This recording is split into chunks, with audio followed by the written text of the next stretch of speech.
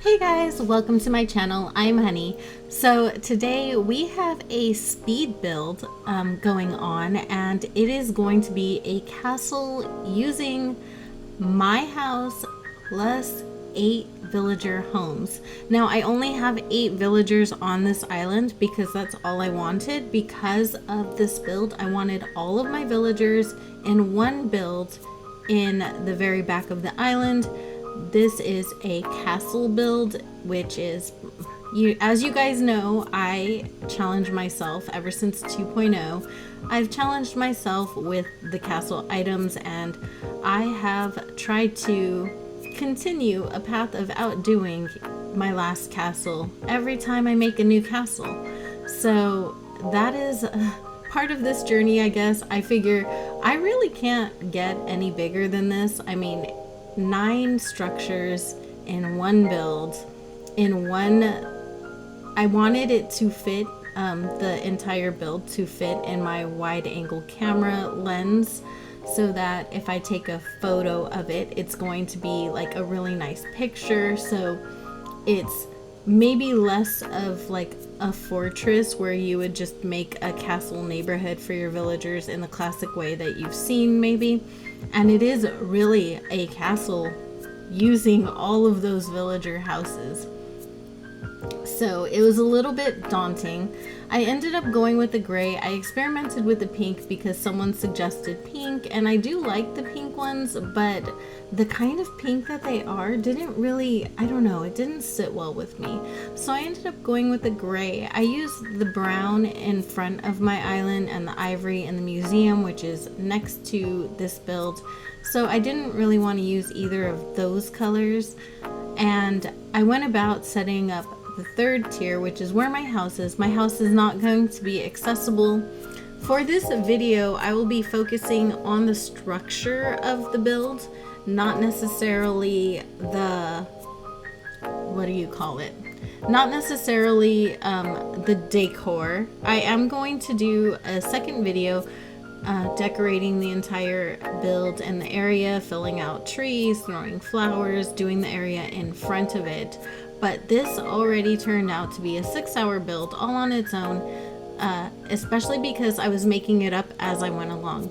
Now, if you would like a tutorial on this build, like with a chart of how to place the villager houses and stuff like that, I would be happy to dissect it and make that in a separate video.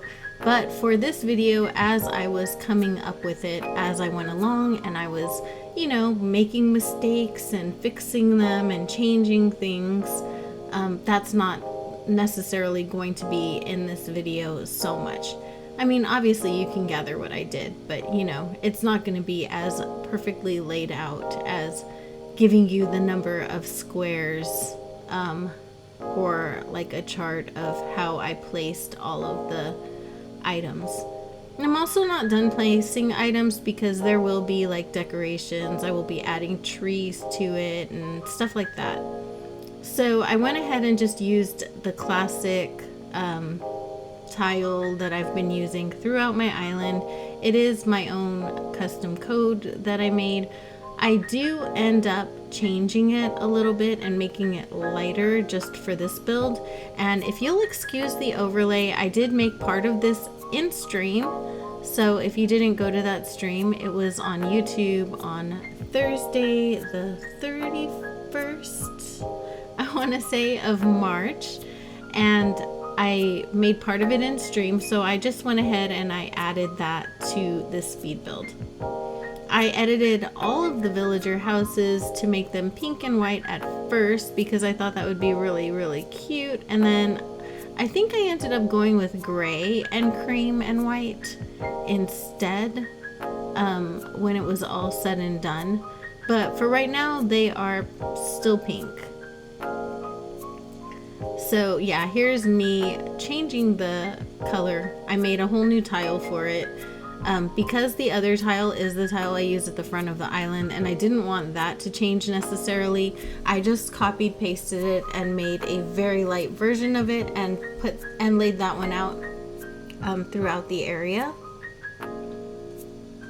So yeah, and then I just I picked up the items on the top level and replaced the padding underneath it. And yeah, that's pretty much it. Also, this simple panel was just something I also made on stream very quickly in order to, you know, have something to place right there. I just thought it would look cute. So yeah, that was the whole idea behind that. There was nothing really like earth-shattering about it. Just a regular simple panel, custom design. I ended up using the medieval building side right there anyway, because the gap was bugging me and I couldn't fit like 3 simple panels in a row to like really fill it out. So yeah, I ended up adjusting the terraforming with these towers because I didn't like how they showed right through the castle gate. Like you could see the tower walls like closing in. It felt very confined. So I went ahead and I widened that out a little bit so I can pull them out half a space so they were just nicely layered, because, you know, these builds are all about the layers.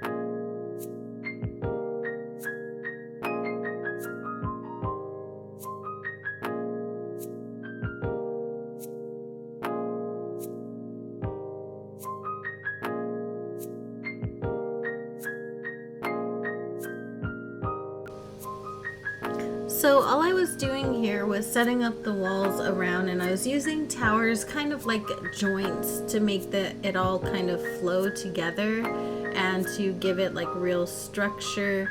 This isn't gonna all just be like walls, medieval building sites, and towers, but for right now I am just making the building structure. There will be aesthetic changes to this probably coming soon in another video, but for this video, I just wanted to get the structure out of the way because that was really hard just all on its own, and it took a very long time. So yeah, I did add some more of those simple panels for little pops of color because I like the little soft pink on them with the gray. I think I just really like that color combination. So I used these castle walls all the way down the side with a tower at the back. I figure maybe I can just use the back as an entrance if I need to, because if you watch me, then you know that the back of my islands are always accessible.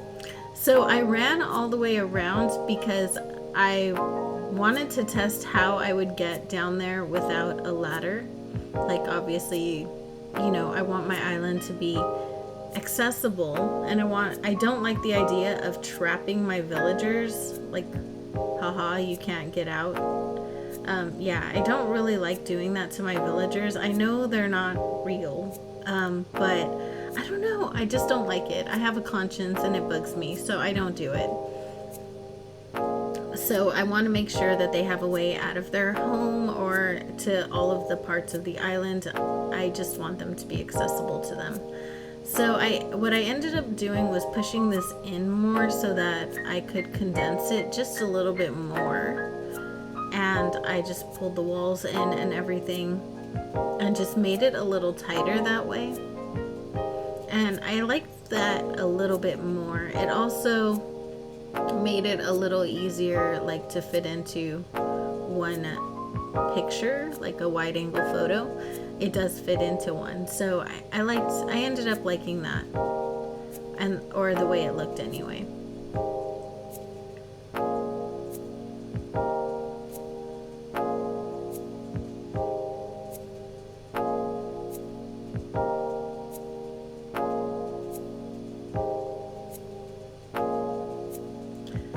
we just knocked down those walls.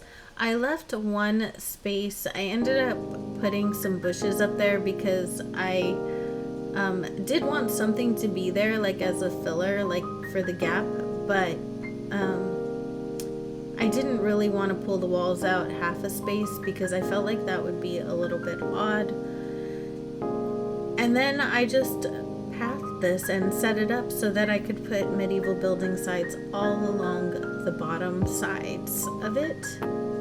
And then we're just given the same doorsteps to the bottom villagers that we gave to the top villagers. And then I had to clean up because, you know, clean up.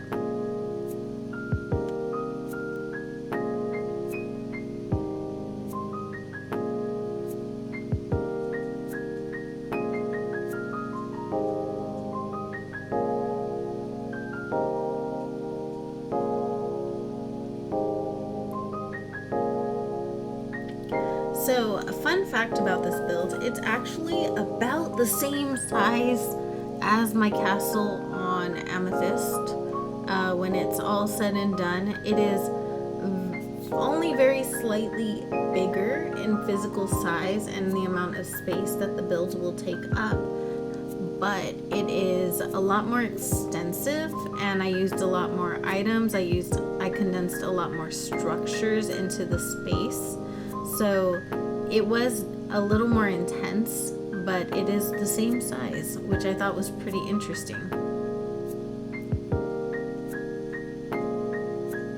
On one side, because of the way the villagers' houses are structured, and it's very frustrating to me that they're like this, but because of the way the villagers' houses are structured, I had to, on the other side, make the archway like one space off in order to keep the symmetry, because the symmetry ended up being more important to me because you couldn't see the doors as much as you could see the entrance.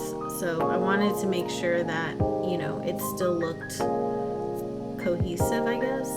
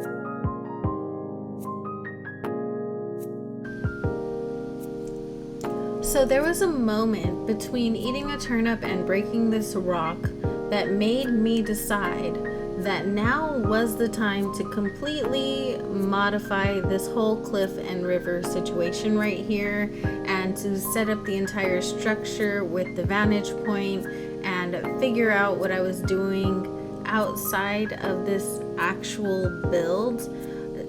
I didn't finish it. Like, it's not like I completely built anything else out, but for some reason this became a priority to me for like an hour. So I figured, you know what, I'm gonna show like a minute or two of it, because this is ridiculous, you guys. I don't know how I ended up getting sidetracked like this. Probably because it was like midnight or 1 o'clock in the morning or something stupid like that. It was like stupid o'clock, and that's probably how this happened.